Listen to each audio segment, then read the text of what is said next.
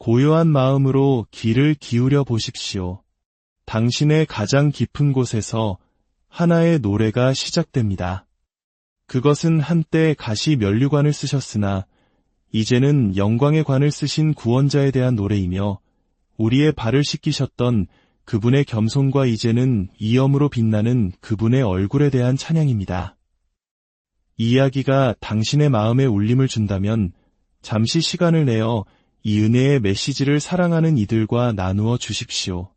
구독과 좋아요를 통해 저희의 여정에 동참해 주시는 것은 더 많은 영혼들이 이 희망의 이야기를 만날 수 있도록 돕는 귀한 손길이 됩니다.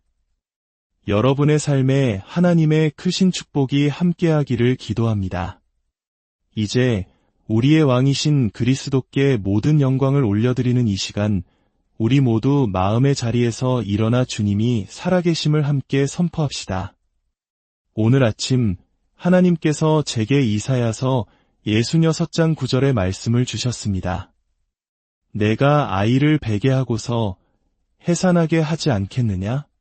내가 해산을 하게 하고서 아이를 낳지 못하게 닫아버리겠느냐? 사랑하는 여러분, 이 자리에 계신 많은 분들의 마음속에는 하나님께서 이미 잊으셨다고 생각했던 꿈들이 있을 것입니다. 하지만 바로 오늘 이 순간 하나님께서는 그 꿈들을 다시 살리고 계십니다. 당신은 지금 놀라운 돌파의 문턱에 서 있습니다. 주님께서 당신의 기도를 듣지 않으신 것이 아닙니다. 당신이 입을 열어 기도한 첫날부터 주님은 듣고 계셨습니다. 그러니 이제 우리의 목소리를 높여 선포합시다. 하나님께서 오늘 밤 우리의 잠든 꿈을 깨우시고 잊혀진 희망을 현실로 바꾸실 것입니다. 그분의 영이 우리 가운데 임하시고 죽었던 것들이 다시 살아나는 부활의 역사가 시작될 것입니다. 병사들이 헛되이 지켰던 무덤은 단 사흘간 빌린 것이었습니다. 주님의 몸은 그곳에 영원히 머무르지 않으셨습니다. 우리의 하나님은 죽음을 이기시고 영광 가운데 부활하셨습니다. 할렐루야! 오늘이 바로 주님께서 만드신 날입니다. 저는 제 영과 감정, 그리고 생각 속에서 오늘을 기뻐하기로 결단합니다. 내일은 약속되지 않았고 어제는 바꿀 수 없습니다. 우리에게 주어진 것은 오직 지금 이 순간뿐입니다. 당신이 하나님께 드릴 수 있는 가장 중요한 찬양은 바로 지금 드리는 찬양입니다. 믿음은 내일이나 다음 주에 있는 것이 아닙니다. 성경은 말합니다. 믿음은 바라는 것들의 실상이요 보이지 않는 것들의 증거니 지금 이 순간 하나님을 향한 믿음을 가진 분이 계십니까? 그분은 어제나 오늘이나 영원토록 동일하십니다. 지금 이 순간에도 그분은 우리의 치유자이시며 우리의 구원자이십니다. 예수님의 십자가 양편에는 2명의 강도가 있었습니다. 그들은 세상의 가장 위대한 보물이신 예수 그리스도를 가운데 두고 그 보물을 훔치려 했습니다. 우리 삶에도 마찬가지로 우리의 가장 소중한 보물을 끊임없이 훔치려는 2명의 도둑이 있습니다. 하나의 이름은 어제라는 후회이고 다른 하나의 이름은 내일이라는 불안입니다. 그래서 우리는 지금 이 자리에서 행복하지 못하고 지금 이 순간에 기뻐하지 못합니다. 어제의 후회와 내일의 불안이라는 도둑이 오늘의 기쁨을 결정하도록 내버려 둡니다. 하지만 저는 오늘 선포합니다. 모든 것이 완벽하지 않아도 모든 상황이 제자리에 있지 않아도 저는 예수님 안에서 괜찮습니다. 저는 주님과 함께하기에 괜찮습니다. 지금 당장 주님께 새로운 찬양을 드리십시오. 상황이 바뀌기를 기다리지 마십시오. 돌파구가 보일 때까지 기다리지 마십시오. 지금 웃으십시오. 지금 기뻐하십시오. 어제의 슬픔과 우울에 당신의 소중한 오늘을 더 이상 내어주지 마십시오. 우리는 실수를 통해 온전한 삶의 대가를 치릅니다. 중요한 것은 넘어졌다는 사실이 아니라 넘어진 채로 머물러 있느냐는 것입니다. 우리는 매를 맞으면서도 계속해서 나아가는 법을 배워야 합니다. 이것을 회복 탄력성이라고 부릅니다. 실수는 기적의 촉매제가 될 수 있습니다. 당신에게 다시 일어서는 능력, 포기하지 않는 회복 탄력성이 있다면 말입니다.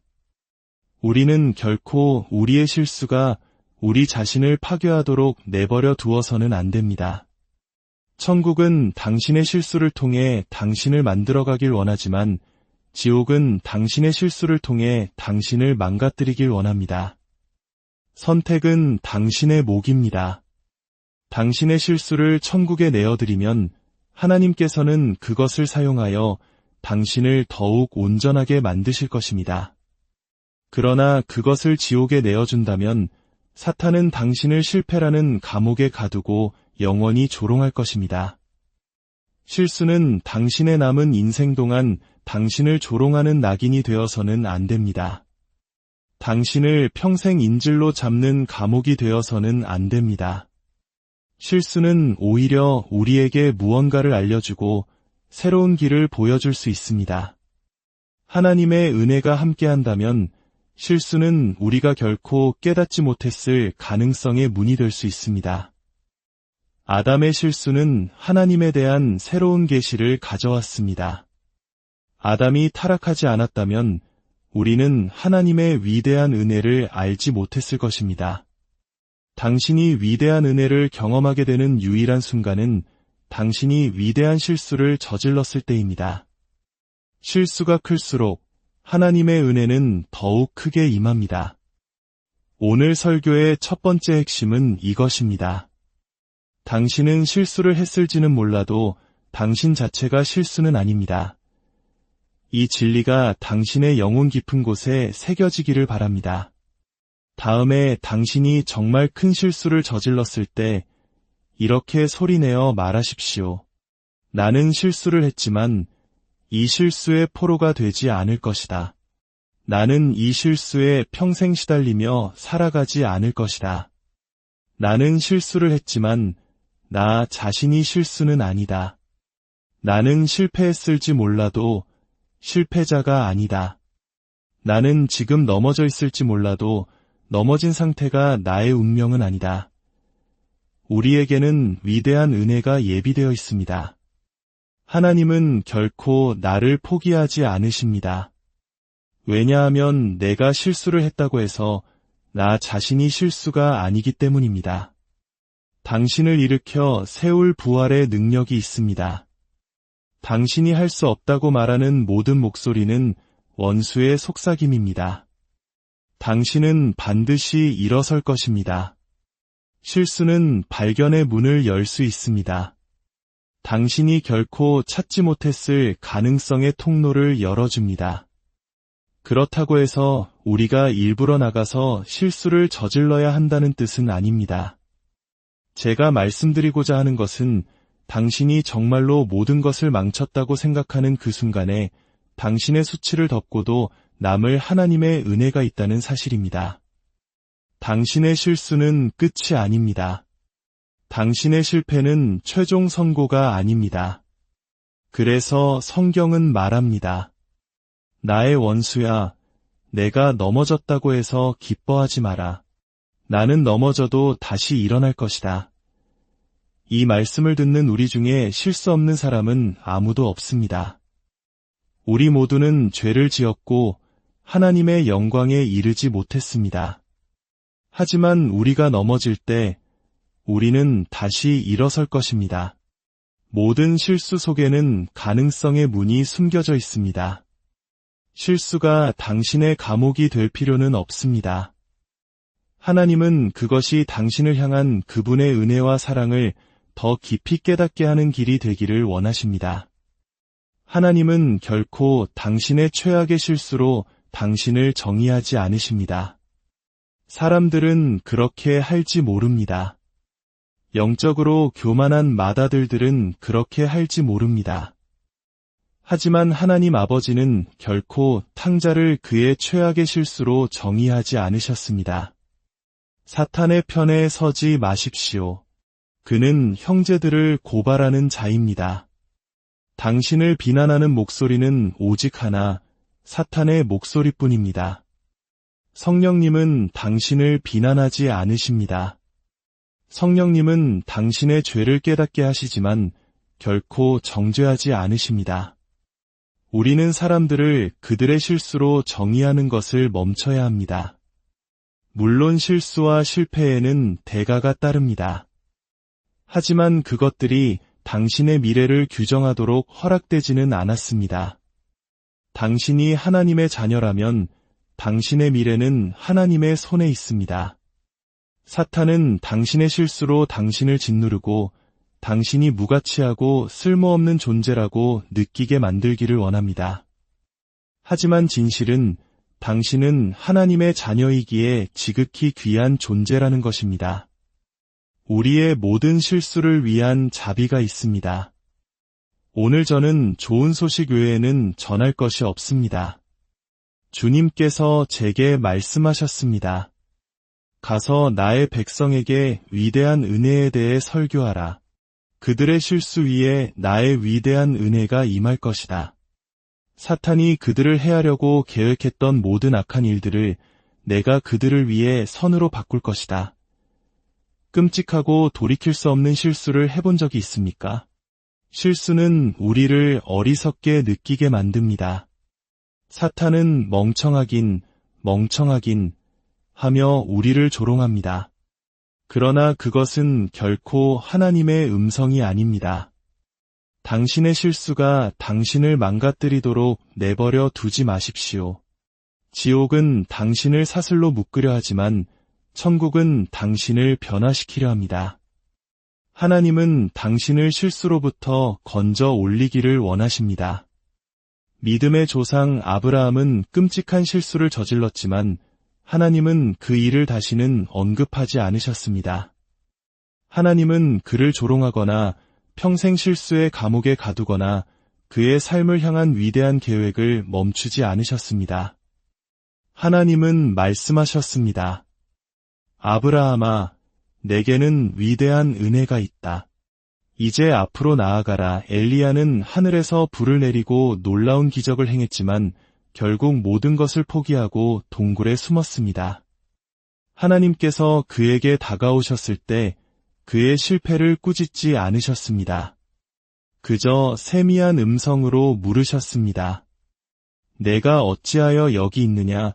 하나님은 우리의 실수를 기적으로 바꾸실 수 있는 분이기 때문입니다. 탕자의 아버지는 아들의 실수를 어떻게 대하셨습니까?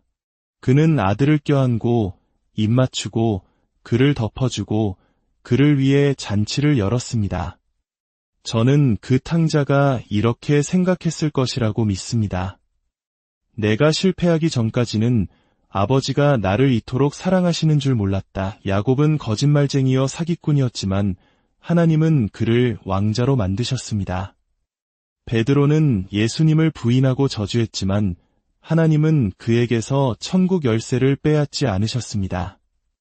주님은 말씀하셨습니다. 나는 내가 그 모든 일을 저지를 것을 이미 알고 있었다. 그러나 너의 수치를 덮을 위대한 은혜가 내게 있다.